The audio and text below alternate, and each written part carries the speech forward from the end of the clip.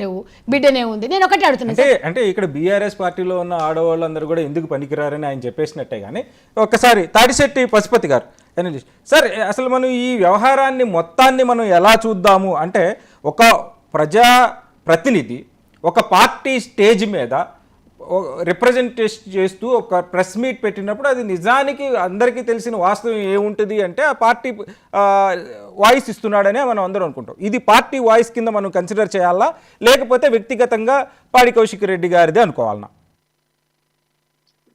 ముఖ్యంగా ఛానల్ మిత్రులకు, మీ ఎంఐసి వీక్షకులకు శుభ సాయంత్రం అండి.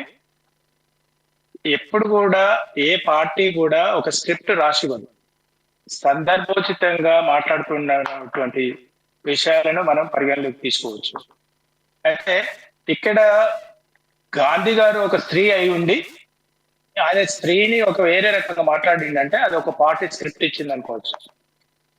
అతను ఒక మగ వ్యక్తి ఈయన స్త్రీగా నువ్వు చిత్రీకరించు, స్త్రీగా నువ్వు మాట్లాడని ఏ అధిష్టానం కూడా, అది కాంగ్రెస్ పార్టీ కానీ లేకపోతే బీఆర్ఎస్ పార్టీ, బీజేపీ ఎవరు కూడా చెప్పారు. అయితే ప్రధానంగా ఈ రోజుల్లో స్త్రీల గురించి, మీ సిస్టర్స్, మా ఫ్యామిలీ మెంబర్స్, దేశంలో జనాభాలో సగం శాతం ఆ స్త్రీలు ఉన్నారు. ఆకాశం నుండి భూలోకం వరకు, భూలోకం నుండి ఏమంటారు పాతాళ లోకం వరకు కూడా ప్రతి విషయంలో స్త్రీలు వాళ్ళ యొక్క పర్ఫార్మెన్స్ చూపిస్తున్నారు. వాళ్ళు దేంట్లో కూడా తక్కువ కాదండి. వందల సంవత్సరాల వేల సంవత్సరాల కింద స్త్రీని అనగదొక్కినట్టుగా, అగౌరవపరిచినట్టుగా ఇప్పుడు నడవాలి అంటే నడవదు. సమాజంలో వాళ్ళకి దేంట్లో తక్కువ అండి స్త్రీలు? ఈ దేశానికి కాంగ్రెస్ పార్టీ నుండి ప్రాతినిధ్యం వహించినటువంటి ఇందిరాగాంధీ గారు ఉన్నారు, ముఖ్యమంత్రులు ఉన్నారు, మంత్రులు ఉన్నారు, కేంద్ర మంత్రులు ఉన్నారు. స్త్రీలను అట్లా ఏదో చేతగాంతనంగా దాన్ని సింబాలిక్ గా పెట్టడం అనేది నేను పార్టీలకు అతీతంగా నేను విమర్శిస్తున్నాను, ఖండిస్తున్నాను. మీకు ఏదైనా ఉంటే సోదరి అన్నట్టుగా ఏవో మీకు ఒక మగవాళ్ళగా ఛాలెంజ్ చేయాలంటే నువ్వు వేరే రకంగా రిప్రజెంట్ చేయి, వేరే రకంగా నీ వాయిస్ వినిపించు. అంతేకాని నీ వ్యక్తిగతాన్ని ఇవాళ సమాజానికి అంటగట్టో, లేకపోతే సమాజంలో సగం భాగం ఉన్నటువంటి మహిళలకు ఒక అపకీర్తితో లేకపోతే అవమానపరిచే విధంగా ఎవరు కూడా మాట్లాడద్దు. మరి మొన్న అసెంబ్లీలో రేవంత్ రెడ్డి గారి విషయంలో మాట్లాడారు. ఏమని? సబితారేంద్ర రెడ్డి గారు, సునీతా లక్ష్మారెడ్డి గారు వీళ్ళందరూ కోడై కూర్చుండ్రు. అంటే నేనేమంటున్నానంటే ఏ పార్టీ కూడా అధిష్టానం నువ్వు ఇలా మాట్లాడు అని ఎవరు చెప్పరు. సందర్భోచితంగా వీళ్ళు ఓవర్ యాక్షన్ తోని, ఓవర్ ఎక్సైట్మెంట్ తోని వాళ్ళకి ఏ మాట వస్తే ఆ మాట వాడతారు తప్ప వీళ్ళు వ్యక్తిగతంగానే మనం భావించాలని నేను తెలియజేస్తున్నాను. అదేవిధంగా ఇవాళ ప్రస్తుతం రాష్ట్రంలో ఉన్నటువంటి పరిస్థితి, పశుపతి గారు, ఇక్కడ ఈ మరి పార్టీ స్టాండ్ కాకపోతే అది వ్యక్తిగతం అయితే, అది పార్టీ ప్లాట్ఫామ్ నుంచి మాట్లాడినప్పుడు దానికి ఎవరు జవాబుదారీగా ఉంటారు? ఆ సదరు వ్యక్తే ఉంటాడా, లేకపోతే ఆ పార్టీ ఉంటుందా? అంటే ప్లాట్ఫామ్ ఇప్పుడు ఆ పార్టీ నుండి సంబంధించినటువంటి వ్యక్తి ఒళ్ళు దగ్గర పెట్టుకోవాలి. ఇప్పుడు నేనున్నాను అనుకోండి, నేనున్నా, సోదరిమణులు ఉన్నా, ఇంకెవరున్నా కూడా ఒక ప్లాట్ఫామ్, ఒక వేదిక పైన మాట్లాడుతున్నప్పుడు నేను కూడా ఆచితూచి ఒళ్ళు దగ్గర పెట్టుకొని మాట్లాడాలి, నోరు దగ్గర పెట్టుకొని మాట్లాడాలి. ఇవాళ నేను సడన్ గా స్లిప్ అప్ అయింది అనుకోండి, అది మీ ఎంఐసి ఛానల్లో బాధ్యత వహించదు కదా. నాకుండాలి ఆ సంస్కారం. నేను ఒక వేదిక పైన మాట్లాడుతున్నప్పుడు, మనం ఒక 1000 మందికి రిప్రజెంటేషన్ ఇచ్చినప్పుడు, లక్షల మందికి వాయిస్ ఇస్తున్నప్పుడు ప్రతి ఒక్కరు కూడా చాలా జాగ్రత్తగా వహించాలి, నోరు అదుపులో పెట్టుకోవాలి.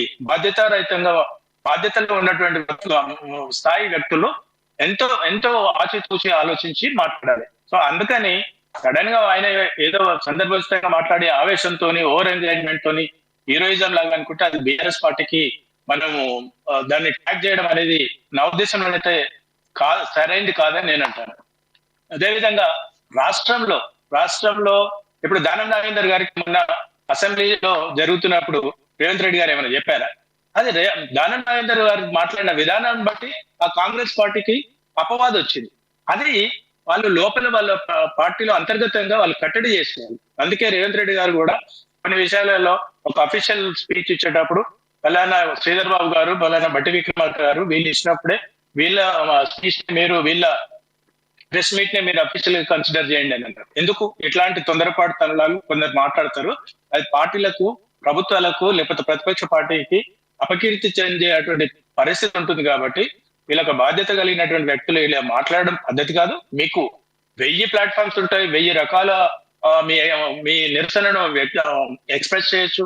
వాళ్ళు ఏదైనా ఛాలెంజ్ చేయాలంటే వ్యక్తిగతంగా చేయాలి, అంతేగాని మహిళల్ని ఏదో పెట్టేసి మహిళలకు వాళ్ళ భార్య వాళ్ళ పిల్లలు కూడా రేపు ఉద్యోగంలో చేస్తారు కదా. వాళ్ళ మనకు అందరికీ సభ్య సమాజం ఎన్నో విషయాలలో మనము మహిళలు రాణిస్తున్నారు. సో ఇప్పుడు దాన్ని మహిళల విషయంలో నేను పెద్దగా పెట్టించుకోను. ఇప్పుడు సోదరుడు అన్నట్టుగా బిఆర్ఎస్ సోదరుడు ఏమన్నాడు, ముఖ్యమంత్రి గారిని, మాజీ ముఖ్యమంత్రి గారిని చీర కట్టుకొని గాజులు పెట్టుకొని వచ్చి నువ్వు బస్ ఎక్కితే టికెట్ తీసుకుంటా అంటే అది కూడా నేను ఖండిస్తున్నా. ఎందుకంటే దేశంలో, రాష్ట్రంలో లక్షలాది మందికి సంక్షేమ పథకాలు అందించే క్రమంలో వాళ్ళు కేవలం అది డ్రెస్ కోడ్ మార్చుకొని వ్యక్తినే కానీ సంక్షేమ పథకాలు అందుతలేవని తెలుస్తాయండి. వాళ్ళ రాష్ట్రంలో ప్రజలు అందరూ చెప్తారు కదా, మీలాంటి మీడియా మిత్రులు కూడా చెప్తారు కదా. సో ఇది వాళ్ళు మాట్లాడే పదజాలం చాలా జాగ్రత్తగా ఉండాలి. గతంలో రేవంత్ రెడ్డి గారు అధికారంలోకి రాకముందుకు కూడా, లేకపోతే దేవిరెడ్డి సుధీర్ రెడ్డి గారు కూడా నేను చెప్పుకొని కొడతానని ఆయన, నేను పెండతో కొడతానని ఈయన అంటే, నేను మళ్ళీ మీ ఛానల్ ద్వారా సోదరిమణులు అక్కడ ప్లాట్ఫామ్ లో ఉన్న వాళ్ళందరికీ కూడా నేను ఏం రిక్వెస్ట్ చేస్తున్నా అంటే, మీరు ప్రధానంగా ముఖ్యమంత్రి, మాజీ ముఖ్యమంత్రి, ఎమ్మెల్యే స్థాయిలో ఉన్నటువంటి వ్యక్తులు, మీరు మాట్లాడేటప్పుడు లక్షల మంది వ్యూస్ చేస్తారు. మీరు ఈ యంగ్ జనరేషన్ కి, ప్రజలకు మీరు ఒక ఆదర్శవంతంగా మాట్లాడాలి, అర్థవంతంగా మాట్లాడాలి. వాటిని మీరు ప్రజలు ఫాలో అయ్యేటట్టుగా ఉండాలి. కానీ మీరంటే చీదరించుకునే స్థాయిలో ఏ నాయకులు కూడా బిహేవ్ చేయొద్దు అనేది నా కోరిక. అదేవిధంగా ప్రస్తుతం రాజకీయం ఎలా ఉంది అంటే, నేను ఏదో ఒకటి అందరు బట్టలు వేసుకొని పోతున్నారు, నేను బట్టలు వేసుకొని పోకపోతే నేను కూడా ఫేమస్ అవుతాను అనుకుంటే చాలా తప్పు. ఎందుకంటే చట్టాలు ఉన్నాయి, ప్లాట్ఫామ్స్ ఉన్నాయి, స్పీకర్ గారు ఉన్నారు. ఏదైనా సమస్యలు ఉంటే వాళ్ళని మాట్లాడుకోవచ్చు, ఏదైనా సమస్యలు ఉంటే వాళ్ళు ఫోన్ లో మాట్లాడవచ్చు. వాళ్ళ ఇంటికి నేను కొడతా, నేను ఇంటికి వాళ్ళని కొడతా అంటే ఇదా అండి? ఇదా పాలన? ఇదా ప్రతిపక్ష పార్టీ బాధ్యత? విమర్శ చేసుకోవచ్చు, ప్రతి విమర్శ చేయొచ్చు, అంతేగాని ఇవాళ రాష్ట్రంలో ఒక పెద్ద ఏదో భూకంపం వచ్చినంత పంచాయతీ స్టార్ట్ చేశారు. దేనికి వచ్చేది లేదు, పోయేది లేదు. అదో అటు అధికార పార్టీకి కానీ, ఇటు ప్రతిపక్ష పార్టీకి కానీ ఒక వాడివేడి చర్చలే తప్ప అర్థవంతమైనటువంటి ప్రతిపక్ష పార్టీ ఉండాలి, ఆదర్శవంతమైనటువంటి ప్రభుత్వ పరిపాలన ఉండాలి. ఈ రెండింటి మధ్యన రాష్ట్ర ఇద్దరు సఖ్యతతోని, ఇద్దరు సూచనతోని, ఇద్దరు బాధ్యతతోని ప్రజలకు మేలు జరగాలి. ప్రజలు ఆలోచించాలి, ఎవరి బాధ్యత ఎంత మెచ్యూరిటీ బిహేవియర్ ఉంది అనేది ఆలోచిస్తారు. ఇవాళ ప్రజలు సోషల్ మీడియా చాలా యాక్టివ్ ఉంది. మీలాంటి సోదరులు అందరు కూడా very vast, east and every remote corner లో కూడా మీరు తీసుకెళ్లే స్థాయిలో ఉన్నారు. కాబట్టి ప్రధానంగా ప్రజా నాయకులు ఒళ్ళు దగ్గర పెట్టుకొని, నోరు దగ్గర పెట్టుకొని మాట్లాడితే మంచిదని నేను కోరుతున్నాను. థ్యాంక్ యూ పశుపతి గారు. మహేష్ రెడ్డి గారు, అంటే ఇక్కడ ఒక పార్టీ ప్లాట్ఫామ్ మీద